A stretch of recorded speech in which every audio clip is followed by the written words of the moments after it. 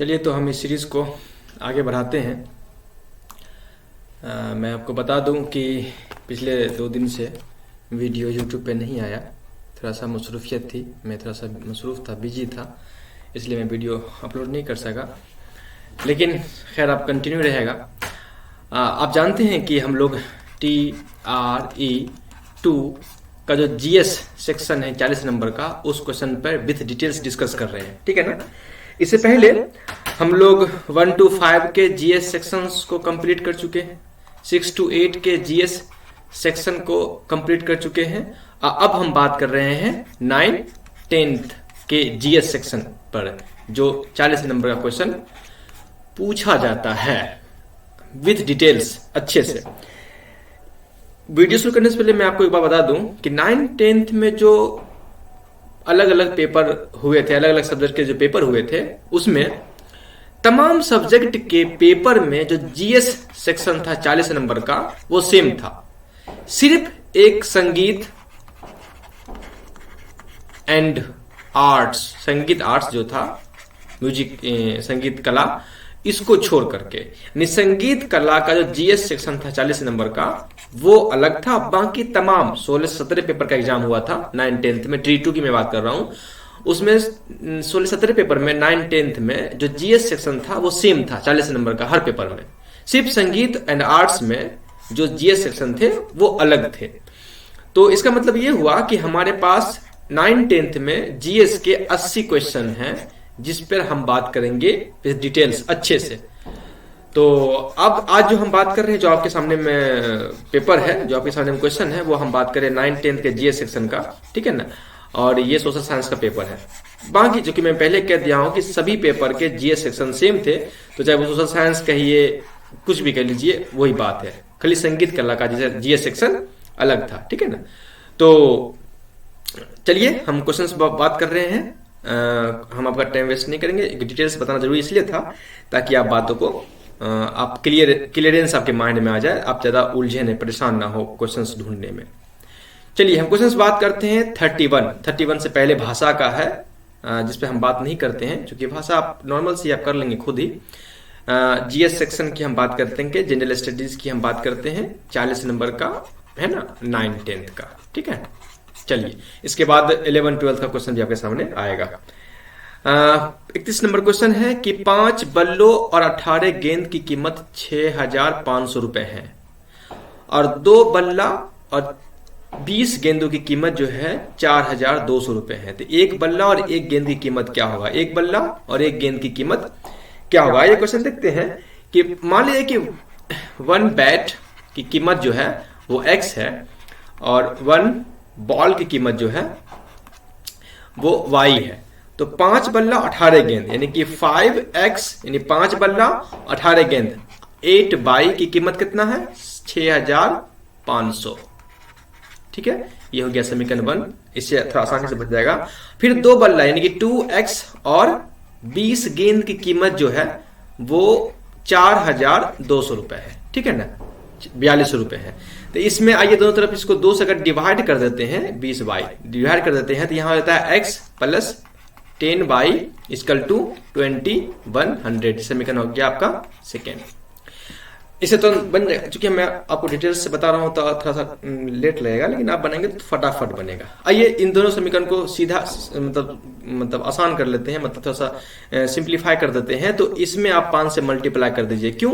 क्योंकि ये 5X जो है, ताकि यहां भी 5X आ जाए। एक चर X या Y को समान करने के लिए हम ऐसा करते हैं, यानी इसके X के जो पहले जो गुणनखंड है, X के पहले जो अंक है, उसको दूसरे समीकरण में गुना कर देते हैं, और दूसरे समीकरण के X पहले जो है उसको पहले समीकरण में गुना कर देते हैं। क्योंकि दूसरे समीकरण में X के पहले 1 है, तो 1 से गुना करेंगे तो कोई फर्क पड़ेगा नहीं। तो फिर आपको आ जाता है 5X plus 18 by equal to 6500, और नीचे आएगा फिर 5X plus 50 by equal to multiply कीजिएगा तो 005 और 10 आ जाएगा, ठीक है ना। समीकरण दोनों को अगर माइनस कर देते हैं, घटाइए समीकरण 1 का समीकरण 2 में, ये दोनों आपको कट जाएगा। ये हो गया आपका -32 बाई बराबर हो जाएगा आपको 4, 2 माइनस, अगर इसको कीजिएगा तो 4, 0, 0, माइनस 0 यानी 4000 हो जाएगा। ये माइनस से ये माइनस कट जाएगा तो y बराबर हो जाएगा 4000 बटे 32। इसको काटिएगा तो ये हो जाएगा आपको 125। ऐसे तो y का मान आया 125 यानी कि गेंदों की कीमतें हैं 125 रुपया और इससे ये समीकरण मतलब ऑटोमेटिक बन जाता है। यहाँ 125 y का मान दिया हुआ है। लेकिन आइए एक समीकरण में y का मान बैठेंगे तो x का मान ऑटोमेटिक निकल जाएगा। मान लीजिए कि इसमें अगर हम y का मान बैठाते हैं तो x plus 10 into 125 equal to 2100 ऐसो कीजिए आप तो अब हो जाएगा आपको समीकरण, ठीक है ना। Okay, x equal to 2100 minus कर दीजिएगा, इसको गुना किएंगे तो 1250 हो जाएगा 1250। 2100 में 1250 घटाइएगा तो 850 ऑटोमेटिक आ जाएगा। हो गया आपका नंबर ए क्लियर। आइए नेक्स्ट क्वेश्चन कहता है कि 32 नंबर, एक दुकानदार किसी वस्तु को 615 में खरीदता है यानी कि उसका कॉस्ट प्राइस जो है वो कितना है 615 रुपया और उसे 820 में बेचता है यानी कि सेलिंग प्राइस जो है उसका कितना है 820 रुपए। उसका प्रतिशत मुनाफा प्रॉफिट क्या है? तो कॉस्ट प्राइस खरीदा 615 में, बेचा 820 में, इसका प्रॉफिट क्या हुआ पहले नंबर तो हम देख लेंगे। प्रॉफिट परसेंटेज को बाद में देखेंगे, पहले देखते हैं प्रॉफिट क्या हुआ। तो प्रॉफिट मतलब कितना, तो जितना में बेचा यानी कि सेलिंग प्राइस जो था उसमें से कॉस्ट प्राइस जितना में खरीदा उसको घटाएंगे तो आपका प्रॉफिट निकलता है। ये प्रॉफिट निकल गया आपको मतलब 615 ठीक है, प्रॉफिट निकल गया आपको 205, ठीक है ना। 205 प्रॉफिट निकल गया तो ये प्रॉफिट कितना हुआ इसका 205। बोलता है कि प्रतिशत मुनाफा प्रतिशत नहीं प्रॉफिट परसेंटेज में निकालें, प्रॉफिट को निकालें परसेंटेज में कि कितना परसेंट प्रॉफिट हुआ है। तो प्रॉफिट परसेंटेज इक्वल टू क्या होगा। अच्छा आप बताइए मुझे ये कि कितना का प्रॉफिट कितना हुआ 205 का प्रॉफिट हुआ। 205 का कितना पर प्रॉफिट हुआ? प्रॉफिट हमेशा कॉस्ट प्राइस पे होता है कि ना कि सेलिंग प्राइस पे। तो कितना पर हुआ 615 पर हुआ। फायदा कितना 215 का। अब परसेंटेज निकालने के लिए 100 आप गुना कर देते हैं। हो गया, इसको इससे काट दीजिएगा 3 बार तक कट जाएगा बराबर जाएगा। इसको गुना कर दीजिएगा 100/3, इसको भाग दीजिएगा तो 33.33% होगा। हो गया option number B clear. Next question 33 number question बोल रहा है कि 33 नंबर क्वेश्चन पूछ रहा है कि एक हैकर पता लगाता है कि एक व्यक्ति के एटीएम पिन में के पहले 2 अंक 3 और 8 तक की संख्या में से है यानी कि पहला 2 अंक जो है वो 3 से लेकर के 8 तक की संख्या में से है और चौथा अंक 0 या 9 है। उस हैकर को पिन का पता करने के लिए कितने प्रयास कितने अटेम्प्ट करने होंगे उस हैकर को, ठीक है ना। इसका जो क्वेश्चन है इस क्वेश्चन का आंसर है 720 यानी उस हैकर को 720 बार कोशिश करना पड़ेगा उस पिन को पता करने के लिए कि उसका पिन है क्या। इसको बनाइएगा, अपना बना के देखिएगा, बन जाएगा। आइए क्वेश्चन नंबर देखते हैं आपको 34 क्वेश्चन कहता है कि एक त्रिभुज की 2 भुजाओं की लंबाई 8 सेंटीमीटर और 9 सेंटीमीटर है तथा इसका क्षेत्रफल 12/15 वर्ग सेंटीमीटर है। इसका तीसरी भुजा की लंबाई क्या होगी? ये क्वेश्चन थोड़ा सा समझने की बात यह है कि थोड़ा सा डिफिकल्ट, प्रोसेस आसान है, टाइम लगा है क्वेश्चन बनाने में। ये क्वेश्चन बनाएंगे हम सॉल्यूशन से, ऑप्शन से बनाएंगे तब ये क्वेश्चन बनेगा। थोड़ा सा इसमें यह है कि एक त्रिभुज की 2 भुजाओं की लंबाई, आप इसमें हम फॉर्मूला लगाते हैं। आप जानते हैं कि त्रिभुज का अर्ध परिमाप यानी अर्ध परिमाप जिसे एस कहते हैं बराबर होता है a + b + c/2 यानी कि a है 8, b 9 और c, यही c पता करना है। मान लीजिए c इसमें से कोई एक है तो आप बनाइएगा तो बनेगा 9 पुट कीजिए 5 पुट कीजिए बनेगा, यहाँ 7 पुट करेंगे क्योंकि 7 ही इसका आंसर होगा 7/2। तो इसका हो गया आपको 7/2 कीजिएगा तो इसका हो गया 24 जोड़िएगा 24/2 यानी इसको काटिएगा तो बराबर 12, ठीक है। अब आप जानते हैं कि त्रिभुज ABC कोई भी हो उसका एरिया बराबर होता है हीरो के सूत्र पर, हीरो के फॉर्मूला पर, हीरोन सूत्र आपको मालूम है। हीरोन सूत्र का फॉर्मूला होता है कि त्रिभुज ABC के क्षेत्रफल बराबर होता है √S - A S - बी और एस माइनस सी, ठीक है ना। तो त्रिभुज का एबीसी का फॉर्मूला दिया हुआ है 12√5 बराबर एस माइनस ए, एस को कितना हो गया 12, 12 माइनस 8, ठीक है ना, फिर 12 माइनस 9, फिर 12 माइनस एक 8 है, एक 9, एक फॉर्मूला एक लिए थे भुजा 7, ठीक है ना। आइए तो 12√5 इक्वल टू रूट अंडर ये 12 हो गया, इसको गुना करेंगे 4 हो जाएगा, इसको गुना माइनस करेंगे 3 हो जाएगा, इसको माइनस करेंगे तो 5 हो जाएगा, ठीक है। आइए दोनों तरफ इसको 12√5 बराबर, आइए इसको गुना कीजिए 12 4 से तो हो जाएगा आपको 144 गुने 5, दोनों तरफ स्क्वायर कीजिए इधर भी और इधर भी, तो हो जाएगा 144 गुने 5 बराबर 144 गुने 5, स्क्वायर करेंगे तो रूट ऑटोमेटिक हट जाएगा, ये रूट हट जाएगा तो इतना ये हो जाएगा, इसको गुना कीजिएगा तो ये हो जाएगा, और इसको कीजिएगा तो 12 स्क्वायर मतलब 44, आप 5 से गुना रूट 5 से गुना करिए तो 5 हो जाएगा। यानी कि यहाँ देखिए LHS बराबर RHS है, ये दोनों ये बराबर हो गया, इसका मतलब इसका जो है तीसरा जो मतलब है वो तीसरी भुजा जो है उसकी लंबाई 7 सेंटीमीटर है, ठीक है ना। वो 5 रखिएगा 9 रखिएगा तो ये आपस में इक्वल नहीं होगा, LHS बराबर RHS नहीं होगा, इसलिए। नेक्स्ट क्वेश्चन कहता है कि 50 संख्या दी गई है, संख्या कितना है 50, कितना संख्या है 50, संख्या 50 है, प्रत्येक संख्या को 53 से घटाया गया है और इस तरह प्राप्त संख्या का माध्य 3.5 है। प्रत्येक संख्या में 53 घटाया गया है तो संख्या का माध्य कितना हुआ 3.5, तो संख्या का योग क्या होगा, 53 घटाने के बाद संख्या का माध्य कितना हुआ 3.5, तो संख्या का योग क्या होगा, संख्या को 53 घटाने के बाद 53 घटाने के बाद संख्या का योग क्या होगा, 53 घटाने के बाद संख्या का योग होगा 3.5 गुने 50, संख्या कितना है, संख्या 50 है बराबर 175, 53 घटाने के बाद संख्या का योग हो जाएगा 3.5 गुने 50।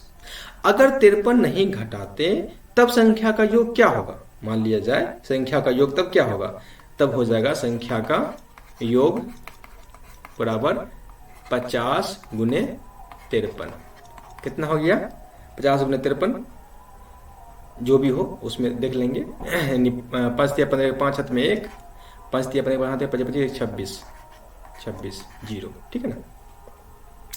अब संख्या कुल संख्या का योग क्या हो गया, कुल संख्या का योग बराबर 175 प्लस 2650 जोड़ेंगे तो 2825, ठीक है।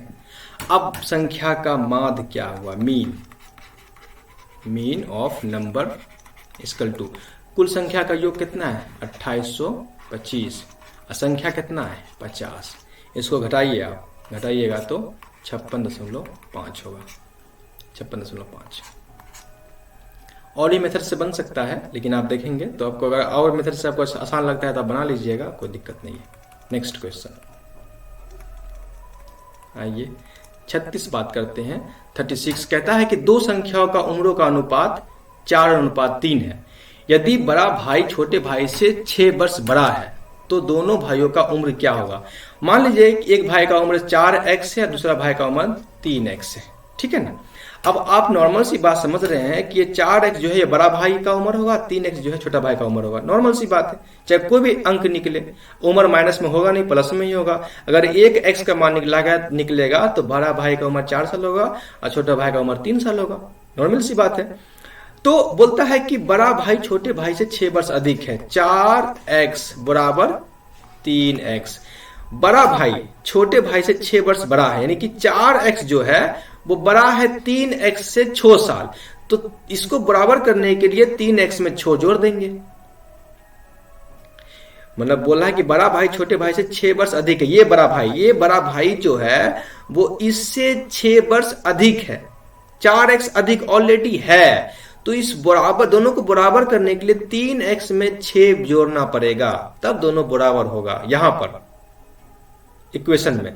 अगर 4x में ही 6 जोड़ देंगे तो 4x तो ऑलरेडी बड़ा है ही, ये और बड़ा हो जाएगा। तो अब क्या हो गया, 4x में -3x कर देंगे तो 6 हो जाएगा, x बराबर हो जाएगा 6। ठीक, अब ये x बराबर 6 हो गया तो 4 को यहां गुना कीजिए, 4 गुने 6 बराबर 24 और 3 गुने 6 बराबर 18। ये हो गया ऑप्शन नंबर ए। ये इतना बताने हमको, इसको और आसान से भी मैं बना सकता था कि 4x और 3x था, मान लिया मैंने मान लिया, और 6 था तो 4 गुने 6 कर देता मैं और 3 गुने 6 कर देता, तो ये हो जाता 24, ये हो जाता 18। ऐसे ही था, लेकिन मैंने हमको समझाने के लिए थोड़ा सा ये काम किया। नेक्स्ट क्वेश्चन 37 कहता है कि आपके सामने में जो इक्वेशन दिया हुआ है, जो ये दिया हुआ है 1 माइनस, इसका मान क्या होगा। अब इसको सॉल्व कीजिएगा, इसको सॉल्व कीजिएगा, मतलब भिन्न का माइनस है, सॉल्व कीजिएगा तो इसका वैल्यू क्या होगा, इसका वैल्यू हो गया 1/2। इसका वैल्यू क्या होगा, गुना हो जाएगा, इसका वैल्यू 2/3। इसका वैल्यू क्या होगा 3/4। ऐसे ही आगे बढ़ेगा, फिर आगे बढ़ेंगे तो आगे का वैल्यू क्या हो गया 4/5। फिर आगे बढ़ेंगे तो आगे का वैल्यू क्या हो गया, आगे का वैल्यू हो गया 5/6। डॉट डॉट ऐसे ही आगे बढ़ेगा, ऐसे ही बढ़ेगा, आगे बढ़ता रहेगा। इसका वैल्यू क्या होगा n-1/n। ठीक, अब चूंकि देखिए ये कट रहा है, ऐसे कटेगा, ऐसे कटेगा, ऐसे कटेगा, ऐसे कटेगा, ऐसे कटेगा, तो यहां पर भी एक आगे आने के बाद कोई संख्या n-1 आएगा, जो n-1 n-1 से कट जाएगा, इसलिए 1/n इसका आंसर होगा, ये बी नंबर।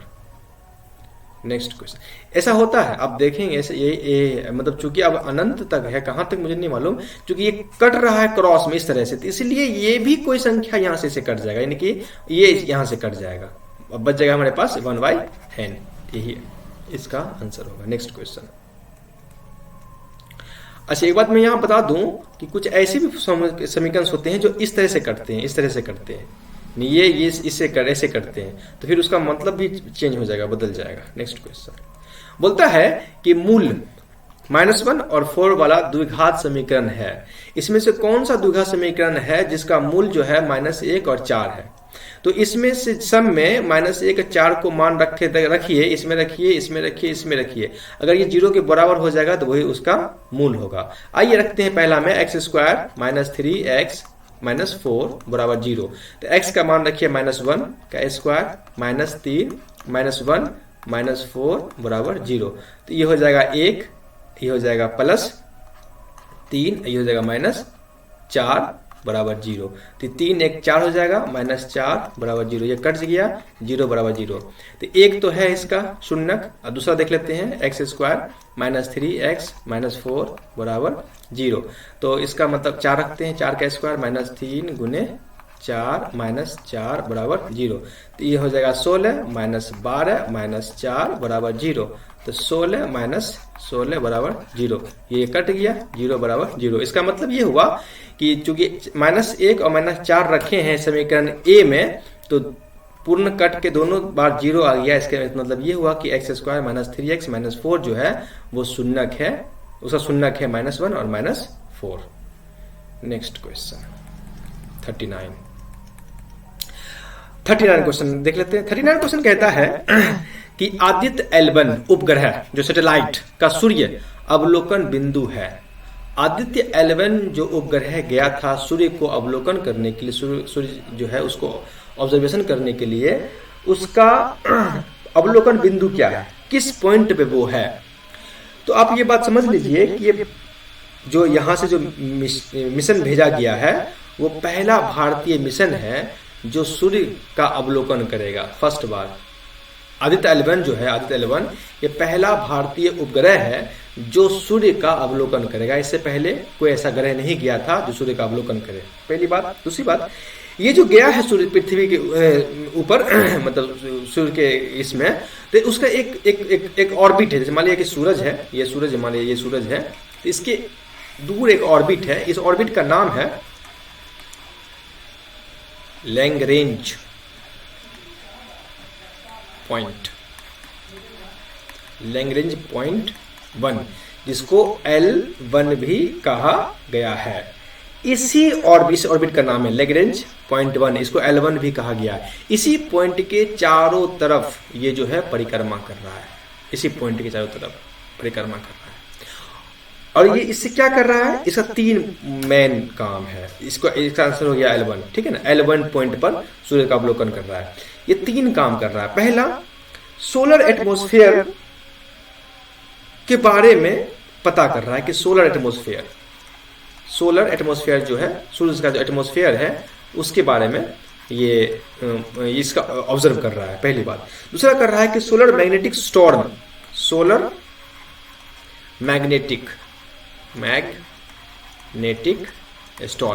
उसका अवलोकन कर रहा है। सोलर मैग्नेटिक स्टॉर्म उसका अवलोकन कर रहा है, उसका अवलोकन कर रहा है ना। तीसरा ये अवलोकन करता है कि पृथ्वी के चारों तरफ के जो वातावरण है उनके प्रभाव का अध्ययन कर रहा है, कि इससे पृथ्वी के चारों तरफ का जो वातावरण है उस पर क्या प्रभाव पड़ेगा, इसका अवलोकन कर रहा है। तो ये 3 काम कर रहा है। सोलर एटमॉस्फेयर के को ऑब्जर्व कर रहा है, सोलर मैग्नेटिक स्टॉर्म को ऑब्जर्व कर रहा है, प्लस पृथ्वी के चारों तरफ जो वातावरण है उस वातावरण पर इसका क्या प्रभाव है, उस प्रभाव को ये ऑब्जर्व कर रहा है। तो ये जो है L1 पॉइंट पर ये स्टेब्लिश है। नेक्स्ट क्वेश्चन कहता है कि अदरक एक भूमिगत तना है, ठीक है ना, एवं जड़ नहीं है। क्यों? अदरक जो है वो तना है। पहली बात अभी समझ लिए कि अदरक जो है वो तना है, जड़ नहीं है, ठीक है ना। क्यों? क्योंकि इसमें जो है अदरक में जो नोड्स होते हैं, अदरक जो है वो एक इसको जड़ से अलग कर सकते हैं, ये जड़ नहीं है, तना है, क्योंकि इसमें नोड्स होते हैं, नोड्स और इंटर नोड्स होते हैं। नोड्स और इंटर नोड्स होते हैं इसमें। अच्छा, नोड्स कहते हैं गांठ को और इंटर नोड्स कहते हैं पर्व को, इसलिए ऑप्शन नंबर हो जाएगा आपका बी, क्योंकि इसमें गांठ और पर्व होता है इसलिए इसको तना कहते हैं, जड़ नहीं। ठीक है, नेक्स्ट क्वेश्चन। अच्छा, नेक्स्ट क्वेश्चन जो है 41 से हम नेक्स्ट वीडियो में बात करेंगे, क्योंकि वीडियो थोड़ा सा लेंथी हो जाएगा तो आपको प्रॉब्लम होगा। नेक्स्ट हम 41 से नेक्स्ट वीडियो में बात करेंगे। तब तक के लिए नोट्स बनाते रहें, पढ़ते रहें मस्ती से।